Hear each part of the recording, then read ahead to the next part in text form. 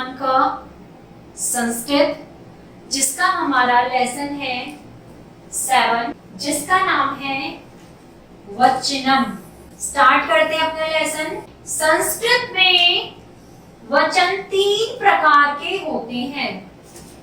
बात कर रहे हैं हम वचन की। संस्कृत में वचन कितने प्रकार के होते हैं? 3 प्रकार के। अब वो 3 प्रकार के वचन कौन कौन से होते हैं देखिए। सबसे पहले एक वचना,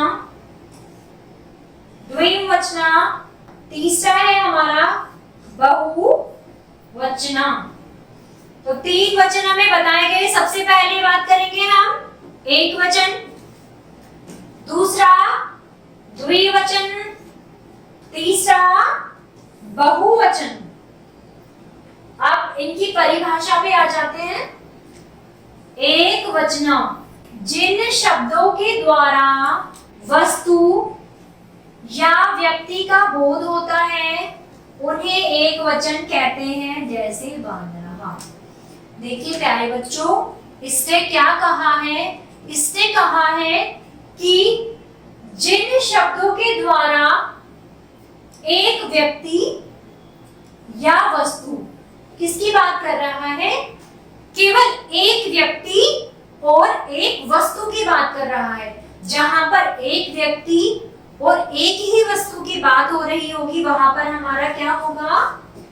एक वचना। हाँ, उदाहरण के लिए वानरः, यहां पर क्या है? वानरः बंदर, केवल एक अकेले बंदर की बात हो रही है। ठीक है, तो यहाँ क्या है उदाहरण?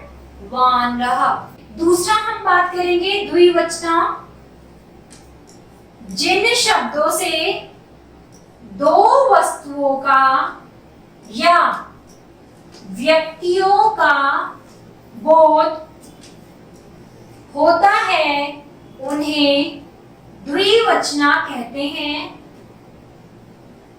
एक वस्तु या व्यक्ति का बोध होता है उन्हें एक वचना कहते हैं, जैसे वानरों।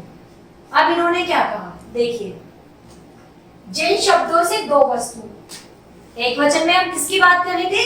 केवल एक वस्तु की। अब द्विवचन में हम किसकी बात कर रहे हैं? 2 वस्तु की और 2 व्यक्तियों की। जहां पर 2 वस्तुओं की, 2 व्यक्तियों की बात की जाएगी वहां पर प्यारे बच्चों क्या होगा? द्विवचन। अब ये कह रहा है एक वस्तु या व्यक्ति का बोध होता है उन्हें एक वचना कहते हैं, जैसे वानरों। नेक्स्ट आ जाते हैं हम बहुवचन पर। बहुवचन की बात करते हैं। चलिए, बहुवचना, जिन शब्दों से 3 या 3 से अधिक, स्पेशल मैं इस बात को आपको बार बार फोकस करा रही हूं। एक वचन में हमने एक व्यक्ति और एक वस्तु की बात की थी। द्विवचना में हमने 2 वस्तु और 2 व्यक्तियों की बात की थी। अब हम बहुवचन में 3 या 3 से अधिक व्यक्ति और वस्तु की बात कर रहे हैं। तो जिन शब्दों से 3 या 3 से अधिक व्यक्तियों का बोध होता है उन्हें बहुवचना कहते हैं, जैसे वानरः। यहाँ पर वानरः की श्रेणी में आता है कि वो बंदर 2 भी हो सकते हैं, 3 भी हो सकते हैं, 4 भी हो सकते हैं, 5 भी हो सकते हैं। लेकिन उनकी जो संख्या होगी वह 3 से ज्यादा ही होगी, क्योंकि वो हमें यहाँ पर बता रहा है कि 3 या 3 से अधिक। चलिए बात करते हैं वचन के बारे में। एक वचनम, द्विवचनम और बहुवचनम। अब मैं आपको समझाती हूँ कि एक वचन, द्विवचनम और बहुवचन में हम किस तरह से आपको उदाहरण को समझा रहे हैं। चलिए बात करते हैं कपोतः। कपोतः को हिंदी में बोलते हैं एक कबूतर। ध्यान रखिए प्यारे बच्चों, कपोतः एक कबूतर। कपोतोः, कपोतोः 2 कबूतर। एक कबूतर के लिए क्या हम इस्तेमाल कर रहे थे? कपोतः। दो कबूतर के लिए हम क्या इस्तेमाल कर रहे हैं? कपोतो। अब हम बात करते हैं कपोतः किसकी? बहुवचन में अनेक कबूतर, जो 3 भी हो सकते हैं और 3 से ज्यादा भी हो सकते हैं। चलिए आगे हम बात करते हैं। ये देखिए सिंह। सिंह मतलब एक शेर की बात की जा रही है एक वचन में। सिंहो, 2 शेर। द्विवचना किसकी बात करी जा रही है? 2 शेर की। सिंह अनेक शेर। कितने शेरों की बात की जा रही है? अनेक। अब वो अनेक में 3 और 3 से ज्यादा। वृक्षः, एक वृक्ष। वृक्षः किसके लिए इस्तेमाल किया जा रहा है? एक वृक्ष। वृक्षो, 2 वृक्ष। वृक्षः अनेक वृक्ष। फिर से समझा रही हूँ प्यारे बच्चों। वृक्षः एक वृक्ष।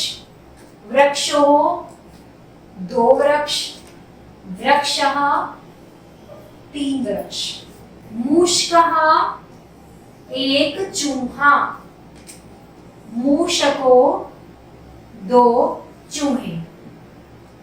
क्योंकि हम एक वचनम, द्विवचनम और बहुवचनम पढ़ रहे हैं, इसीलिए यहाँ पर हमें एक वचन मूषकः एक चूहा, द्विवचनम मूषको 2 चूहे, मूषकः अनेक चूहे।